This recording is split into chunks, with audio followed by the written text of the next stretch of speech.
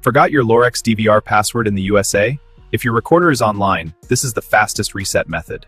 Download and open the Lorex Home app on your phone. Scan the QR code displayed on your DVR monitor. You'll receive a verification code on your registered email. Enter it carefully. Create a new strong password. Your DVR is now unlocked.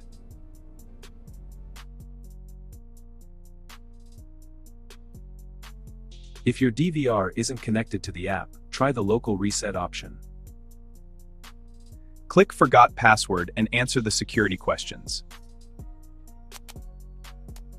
Make sure your answers match exactly how you originally set them. Set a new secure password and confirm it.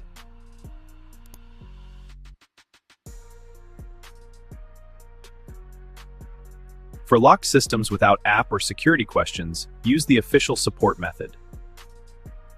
Take a clear screenshot of the device information screen. Support will send a reset file or temporary code. Enter it exactly as provided.